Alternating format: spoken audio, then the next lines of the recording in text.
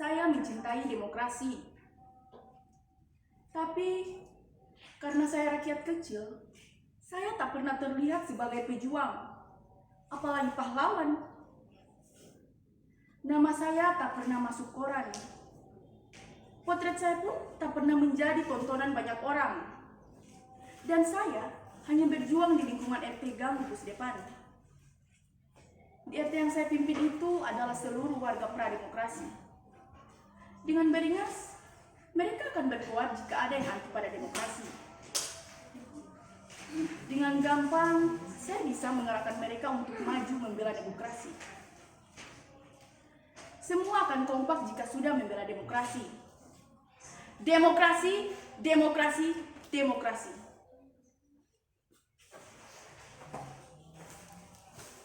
Benar kan? Hanya saja salahnya sedikit. Tak seorang pun yang benar-benar mampu menjelaskan apa arti kata demokrasi. Warga lain mengatakan bahwa demokrasi itu bagus, sesuatu yang layak diperjuangkan sampai titik darah penghabisan, sesuatu yang menunjang suksesnya kemasyarakatan yang adil dan makmur. Saya rasa itu sudah cukup. Saya sendiri pun tidak mampu menjelaskan apa itu arti demokrasi. Saya khawatir jika batasan-batasan saya tentang demokrasi akan disalahgunakan. Apalagi jika terjadi tafsir yang membedakan sehingga menjadikannya seperti bertolak belakang. Atau mungkin karena saya sendiri memang tidak tahu apa arti demokrasi. Pada suatu kali, RT kami yang membentang sepanjang gang Pusdepan dapat tamu yang mengaku petugas dari kelurahan. Pasalnya akan diadakan pelebaran jalan, sehingga setiap rumah akan dicabik 2 meter. Petugas itu menghimbau agar kami seperti warga lain yang merelakan kehilangan demi kepentingan bersama.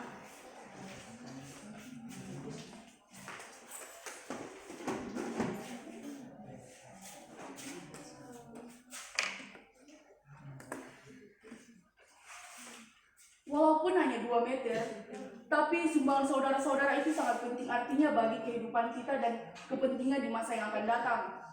Atas nama kemanusiaan, saya harap saudara-saudara bisa mengerti. Hanya 2 meter? Kok enak saja mengambil 2 meter? Demi pembangunan siapa? Bagaimana kalau rumah kami hanya 6 meter kali 4? Kalau diambil 2 meter kali 6, rumahnya akan tersisa untuk gang. Kontan kami tolak. Bagaimana bisa hidup dalam gang dengan rata-rata 5 orang anak? Tidak bisa. Itu tidak mungkin.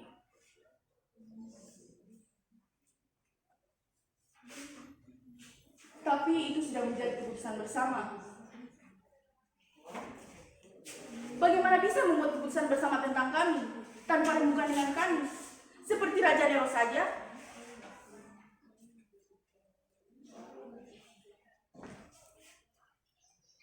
Soalnya masyarakat di sebelah sana mereka semua adalah karyawan aktif pabrik tekstil.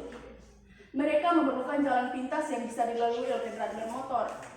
Dengan difungsikannya, jalan gang Pusdepan ini bisa dijadikan untuk jalan yang bisa dilalui oleh kendaraan.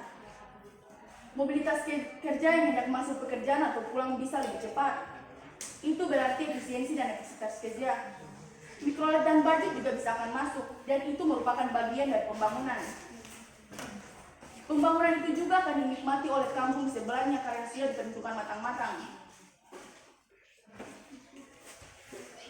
Diperhitungkan matang-matang bagaimana? Kami tidak pernah ditanya apa-apa. Tanah ini milik kami.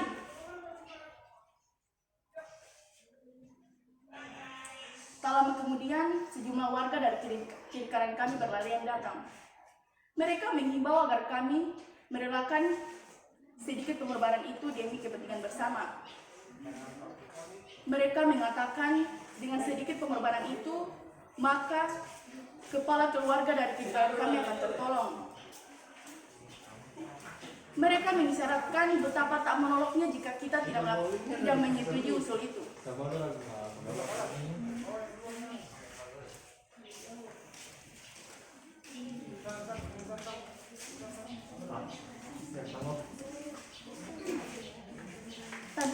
Tanpa minta izin lagi, sebuah bulldozer datang. dan menggaruk 2 meter di wilayah kami. Warga kami makin tercengeng. Jangan Pak, ini tanah kami sejak nenek moyang kami ada di sini.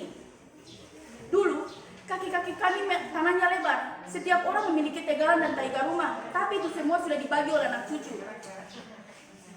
Tapi ini merupakan tanah warisan. Tapi bulldozer itu terus juga menggaruk. Jangan Pak, kami belum selesai berunding. Kami tidak mau kampung kami dijadikan jalan. Kemana anak-anak kami bisa berteduh?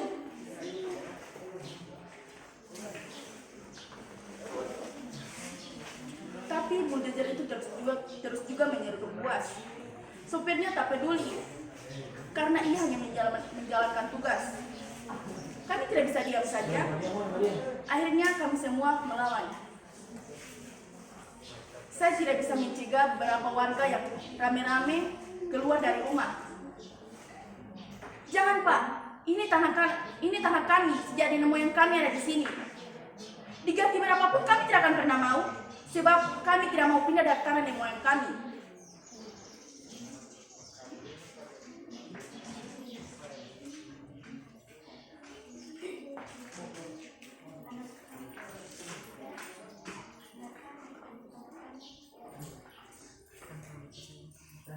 Beberapa anak-anak berlarian dan bermain di dekat bulldozer itu dan memegang-megangnya. Kendaraan itu kuat, baru dan bagus. Sementara saya mengambil kesempatan untuk kencing karena sudah terlalu tegang.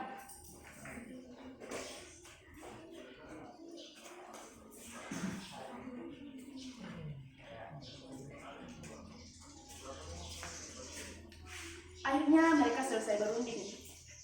Bulldozer itu kembali naik ke atas kendaraannya dan tersenyum. Kami semua lega. Akhirnya mereka sadar bahwa mereka sudah salah. Tapi suara mesin kembali dinyalakan.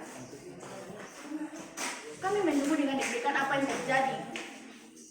Tapi pada saat itu sebuah mobil golf datang dengan sekitar 10 orang laki-laki yang meloncat turun dan menerjang kami.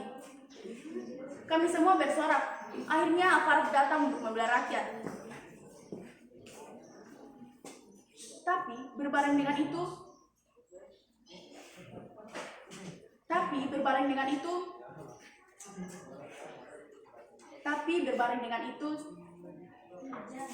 Terima kasih.